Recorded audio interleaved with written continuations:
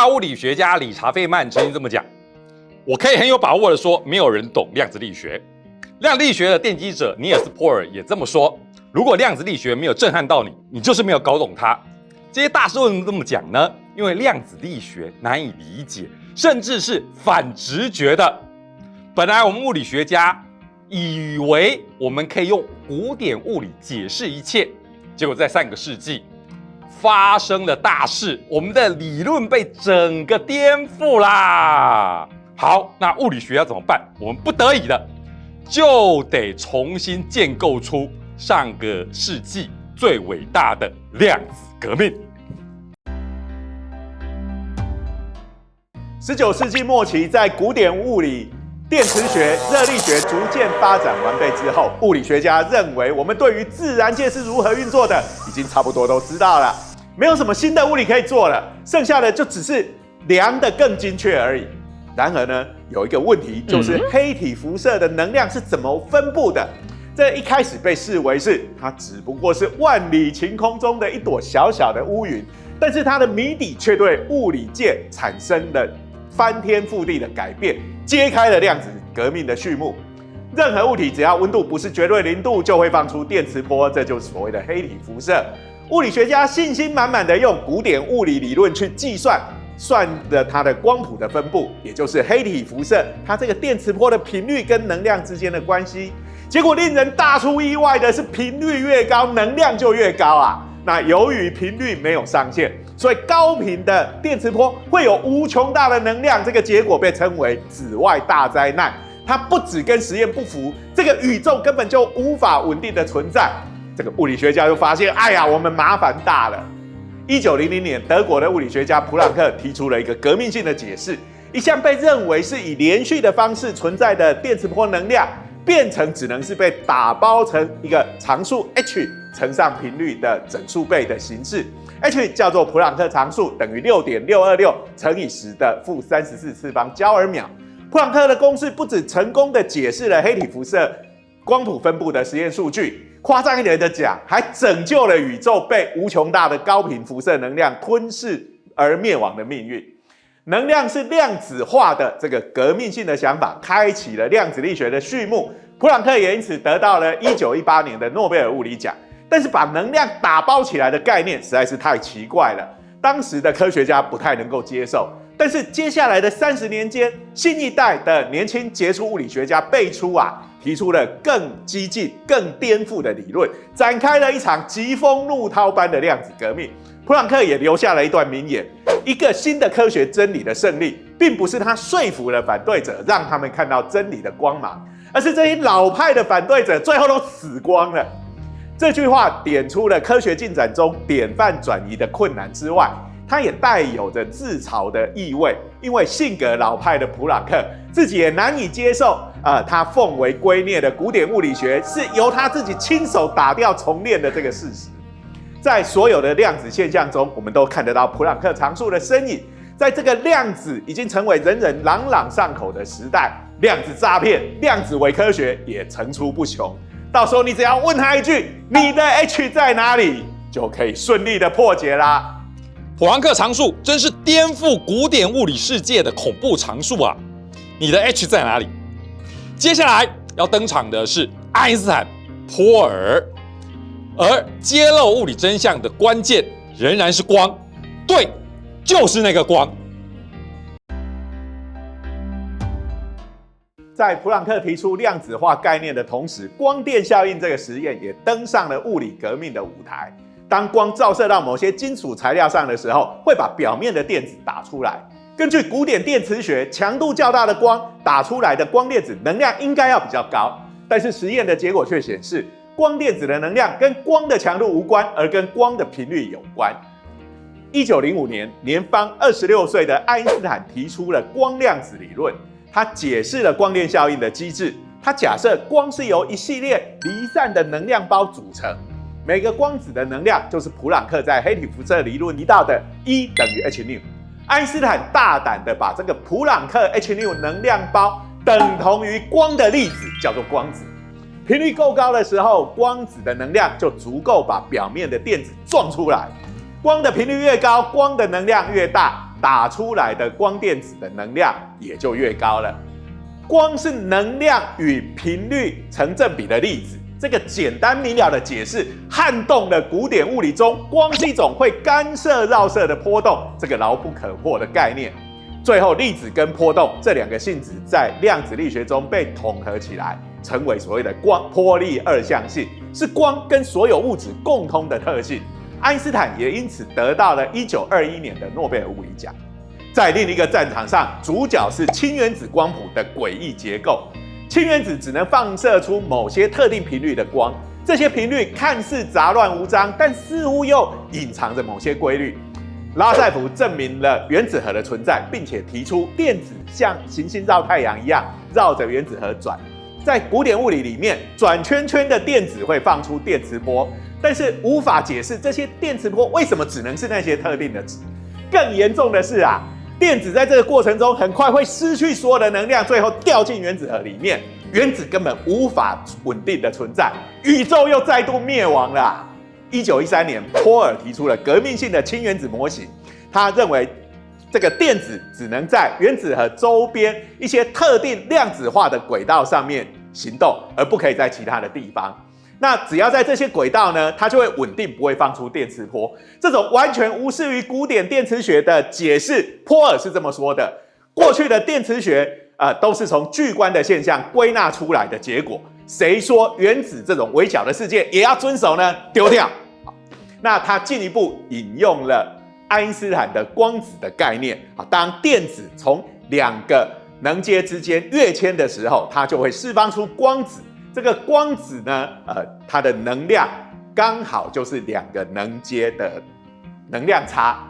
好，那波尔的原子模型完美的解释了氢原子的光谱，但是呢，在更复杂的多电子原子的光谱的时候，就遭遇到了困难。这显示呢，它的氢原子模型还没有办法完整的解释所有的原子的结构。不过呢，它这个非常创新、有创建的模型，也搭建好了舞台，让后来登场的这个薛定谔以及海森堡他们的波动力学以及矩阵力学，在物理的舞台上华丽登场。我是物质，你也是物质，这个概念不稀奇。奇怪的是，我是波，你也是波耶。这就是物质波的概念，它到底是一个怎么样的概念呢？我们就来看看吧。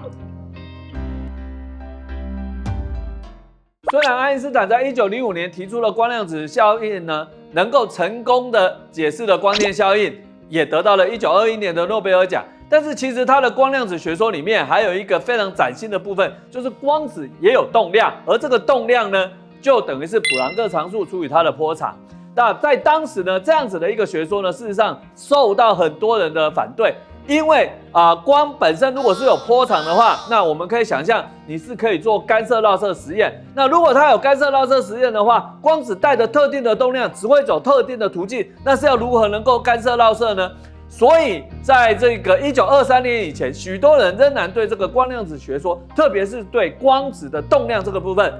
持有保留的态度。但是1923年一个美国年轻的科学家亚瑟康普顿做了一个非常简单的实验，就是用 X 光去撞击这个自由电子，结果是不止在每一个方向，他观测到原来的这个入射的 X 光，他居然发现在这个 X 光旁边有一个强度稍弱，但是很明显波长不同的 X 光。那这第二道光呢，它的波长居然与你侦测器所放的角度有关。那康普顿后来回头就发现，他能够解释这个现象，只要他把爱因斯坦的光量子学说里面的动量守恒、能量守恒，然后放进这个P 等于 H 除以浪导的关系的话，就可以完美的解释。所以这个可以说是光量子学说最成功的一次的验证。那么反过来讲，光有粒子性，有波动性。那么粒子呢？有质量的粒子有没有波动性呢？这个听起来非常诡异的一个现象在1924年的时候，一位还在念博士的这个亲王德布罗意亲王，他写在论文里面，他的博士指导教授呢看到这个东西以后，哇！也不知道该怎么办，就把它寄给爱因斯坦。就爱因斯坦看到以后，集结再三真是叹为惊为天人。但是这个听起来非常匪夷所思、脑洞大开的学说呢，居然其实在2年之后啊，事实上2、3年之后就被实验学家给证实了。原来在1925年2月的时候呢，两个美国物理学家戴维森跟这个葛莫呢，他们在意外的情况呢，就发现了说，用电子去撞击镍的单晶形成的绕射图案。他们当时觉得莫名其妙，后来戴维森去开会以后才知道原来欧洲这边已经现在流行了这个所谓的物质波的理论。那1927年2月的时候，经过了一番这个仪器的校正之后，他们做出完美的绕射图案那后来呢，这一个戴维森就跟隔1个月之后没有多久，英国也做出类似实验的这个乔治汤姆森呢，一起得到诺贝尔奖。那所以我们现在就来到一个非常神奇的一个状态光有粒子性有波动性，连有质量的粒子它有粒子性也有波动性。哇，这个已经将物理带到一个过去从来没有到过的地步那我们再来看接下来是什么样子。物质波的概念震撼到你了吗？还没有完哦！物理学家研究下去，甚至连上帝的视角都要失去了。我们的世界到底是命定的，还是几率的？让我们看下去。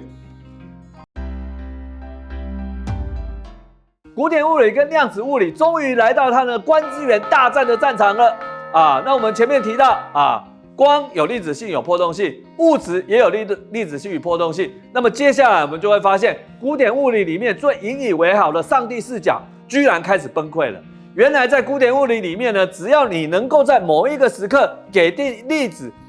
这个关于它的位置跟动量的资讯的话呢，那你就能够解微分方程式，得到它过去未来任何一个时刻的位置与动量。这是我们物理学家过去最引以自豪的这个观点。但是呢，到了量子物理出现的时候，我们用前面所提到的德布罗意波的概念来看的话，马上你就发现到这会出问题的。原来呢，我们可以想象德布罗意波，我们如果要用德布罗意波来描写粒子的时候，显然粒子的位置就是德布罗意波明显不为0的范围内。但是如果你要用一个单频波，你会发现你做不到，因为单频波无始无终，它到处都存在，所以你就必须用很多不同波长的单频波把它叠在一起，产生这个效果。然而呢，这个数学告诉我们，当你这个波显著不为0的范围越小的话，你必须叠加的波长就越多。那照这样子的一个推理的话呢，如果我们位置的不确定性越小，我们相对的我们的动量不确定性就会越大，因为依照德布罗意的这个假设动量呢是等于是普朗克常数除以波长